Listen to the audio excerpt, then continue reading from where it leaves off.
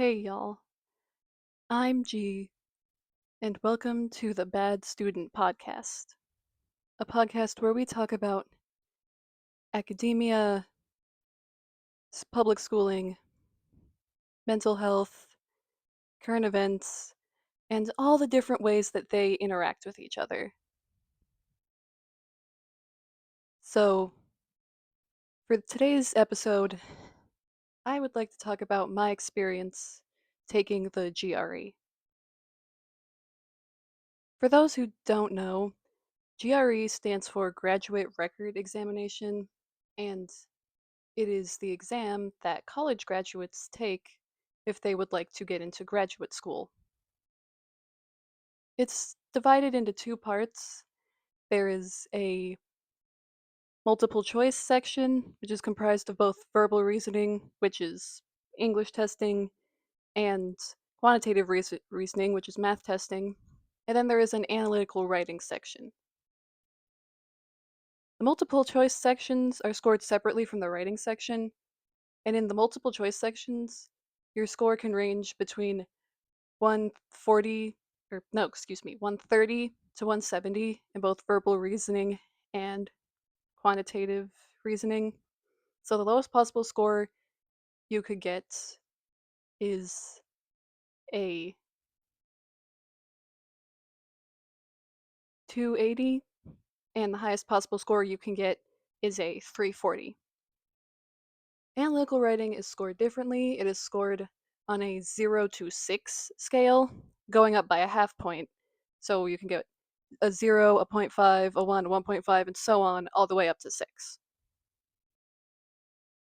Now, the GRE was my experience with this test was a bit different than my regular experiences with standardized testing because back when I was in K through 12, we would do standardized testing every year, sometimes even more than once a year.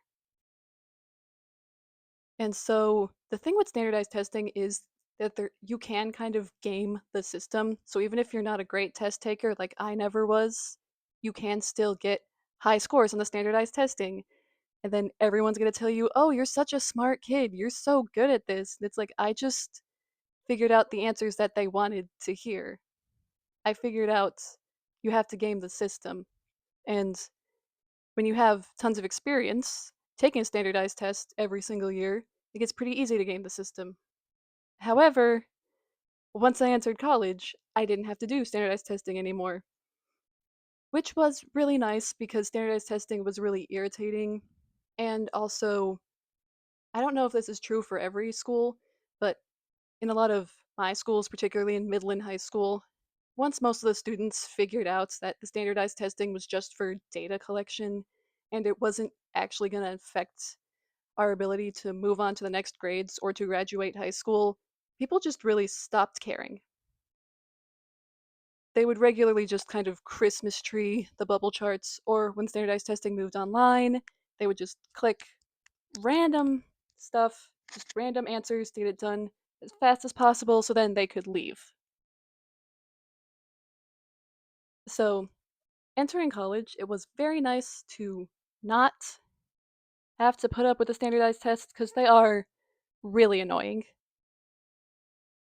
But that also meant when I was going into the GRE, I had pretty much lost all the skills I had at gaming standardized tests. So, and also, I equate the GRE a lot in my mind to the SAT, which is the standardized test that I had to take in order to get accepted into college. So, unlike a lot of the other standardized tests that were set up by the state or by the district or the county that were made basically for data collection and to like decide, oh, this is a school district that's successful versus this is a school district that's not. The stakes were higher. I felt like there were actual more stakes here because it's like, well, if I don't go to college, I don't really know what else I'm going to do because I never really explored all the other options, and at least the things that I really wanted to do at that time would have required a college degree. And a lot of the things I want to do now still do require a college degree, at least professionally. So, a lot of it was me trying not to panic, and this was also the first time in my life that I actually really studied for an exam. A lot of the yearly standardized tests, for one thing, I didn't pay too close attention to the dates. I'd kind of just walk into school one day and then they'd be like, "Oh, tomorrow's testing starts." And I was just like, "Oh, okay. I guess I know what's happening tomorrow then." But also with so many of like the state sanctioned standardized tests, they felt very they were, as I mentioned before, low stakes. So it's kind of like I don't so even though I would never Christmas tree the charts, I did put effort into them, more effort than I probably needed to, honestly. But I never really I never studied for them. I never felt the need to study for them because I was thinking, well, it's an exam taken by everybody else in my grade all across the state. It's based on what I'm assuming the state standards are for the education, so it would be stuff that I've already learned. Yes? So I wouldn't need to study insanely hard for that. And then for the SAT, I was planning on studying for it, but then a bunch of other things happened instead, and I didn't. Whoops. Ahaha.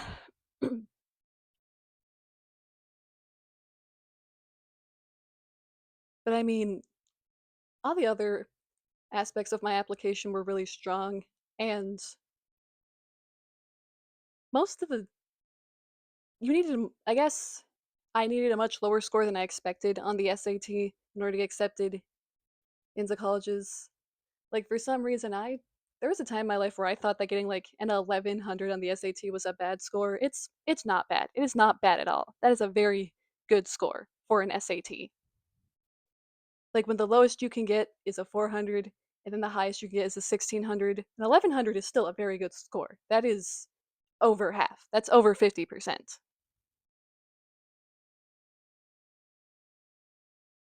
But anyway, as I was saying, GRE felt a lot different. I knew it would be a lot more difficult and the stakes would be a lot higher because we're in college now, trying to get into graduate school, which is even more difficult. Well, difficulty is hard to measure, but graduate school is definitely different than your undergraduate years of college. From my understanding, I haven't started yet.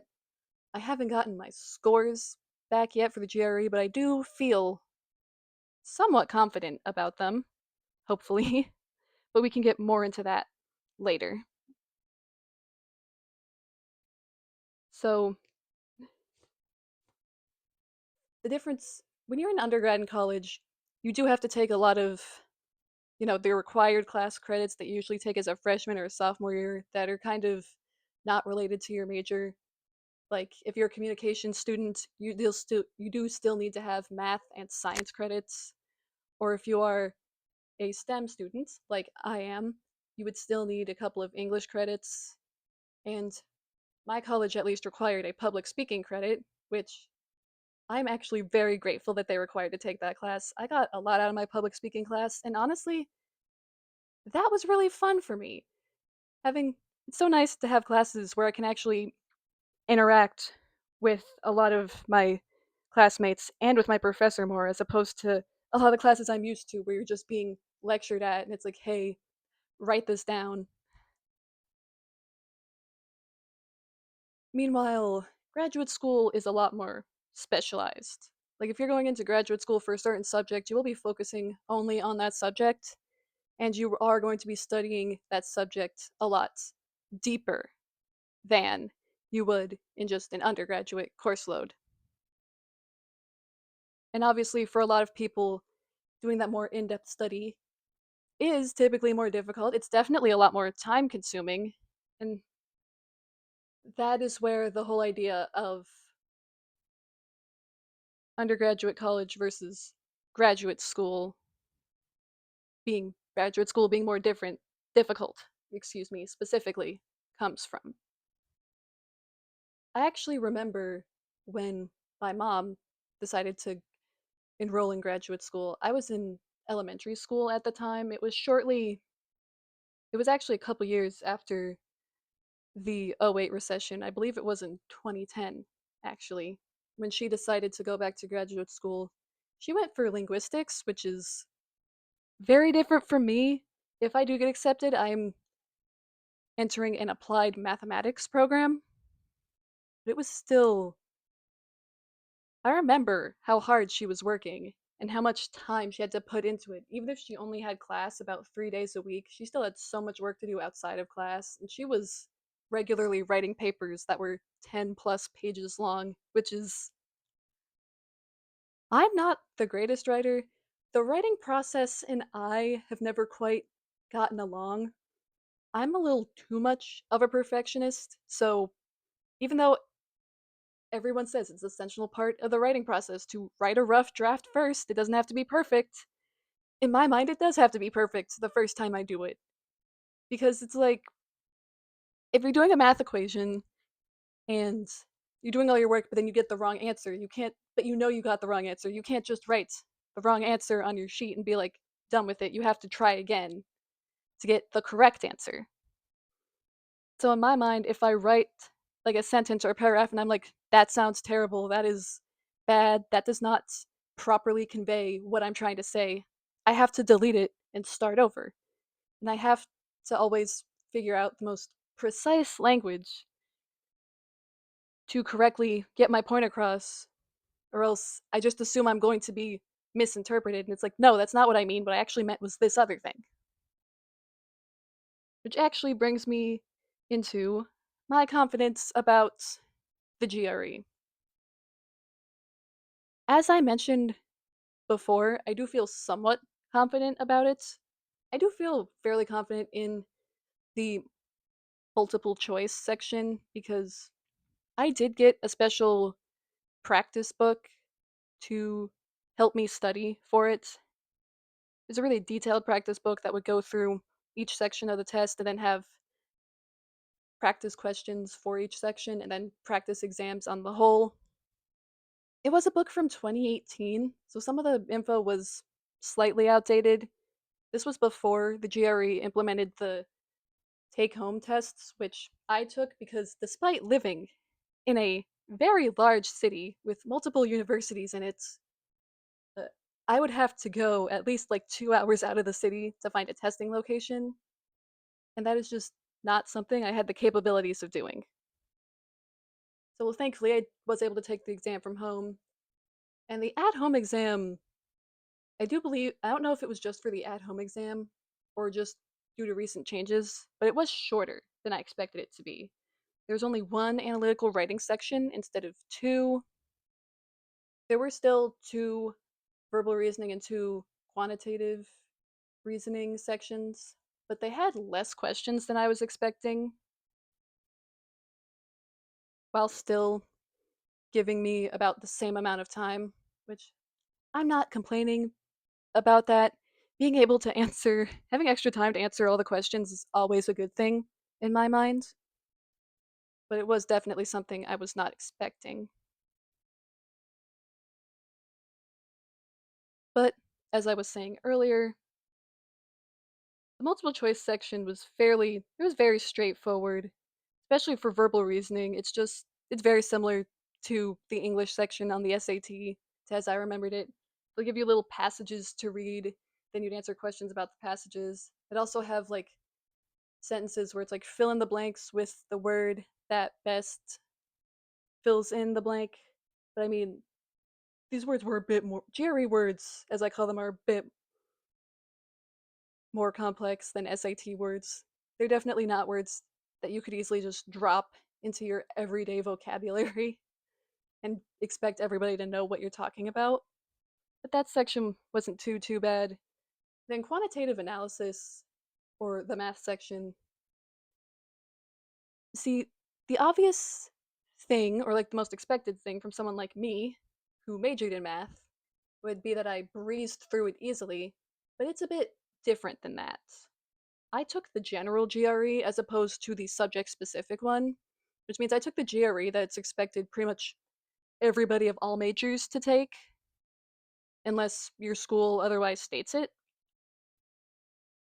So a lot of the math in there, it was, well, there was data interpolation, which I am very good at, if I do say so myself.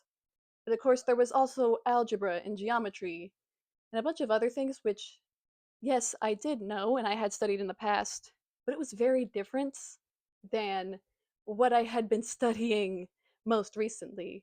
Like the most recent courses, like my final semester of undergrad, I took courses in number theory,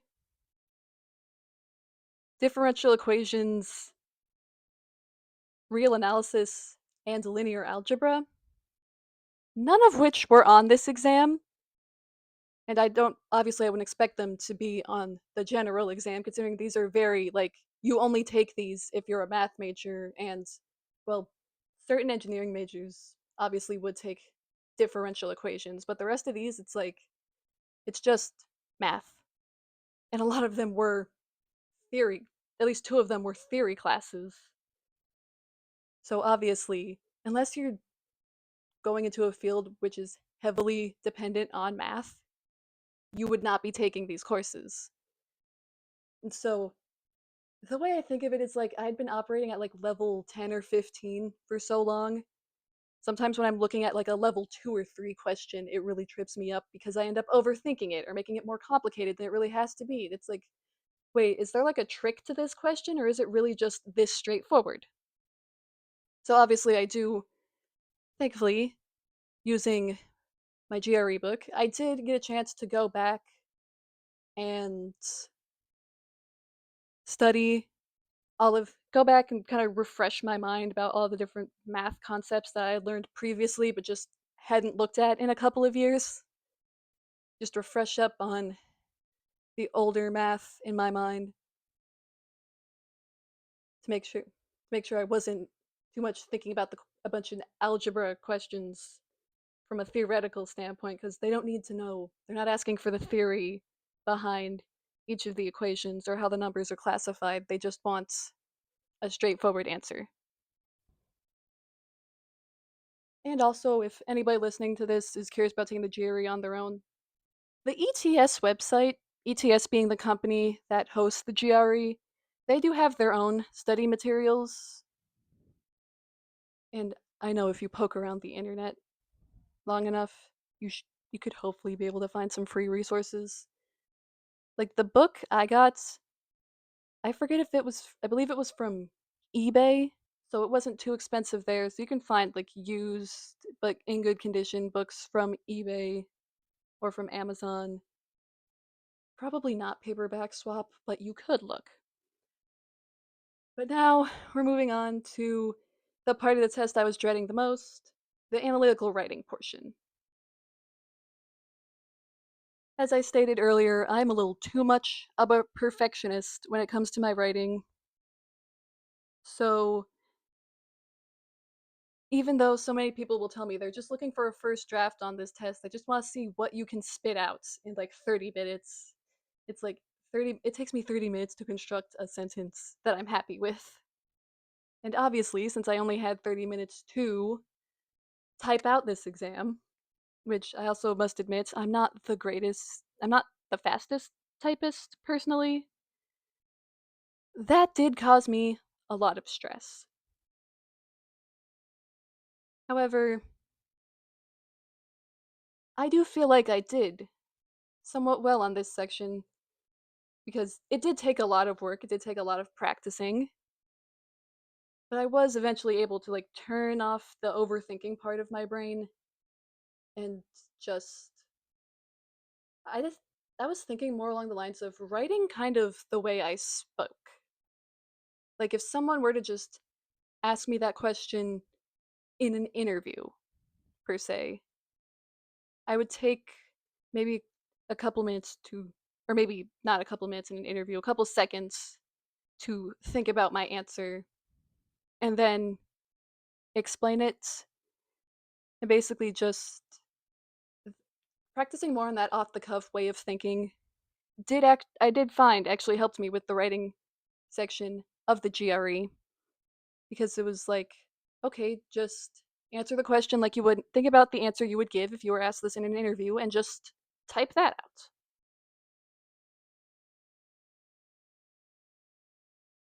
And at least that is a skill that I found helped me. If there's anybody else who struggles similarly with writing, I'd highly encourage that you try that. Hopefully it could work for you as well.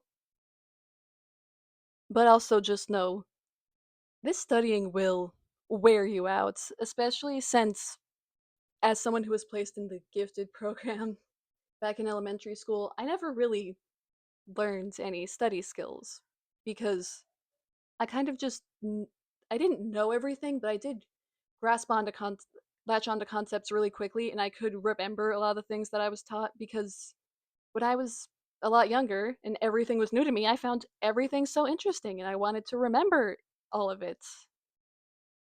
And then when it got to the point where I didn't latch on to everything as quickly and I started struggling, I didn't really know how to make up for that because I hadn't learned any study skills because study skills are something you need to learn and you need to teach yourself over a prolonged period of time. They do not come naturally. You have to work at them, but that's okay. Very few things come to humans naturally. Pretty much everybody needs to work at things in order to get better at them. And just remember that even if you're only studying for like 20 or 30 minutes a day, even if that's all you can make yourself focus on, you are getting better. And I don't want any of you to forget that because we're not really a bad student. We're just a student who hasn't fully realized our skills just yet.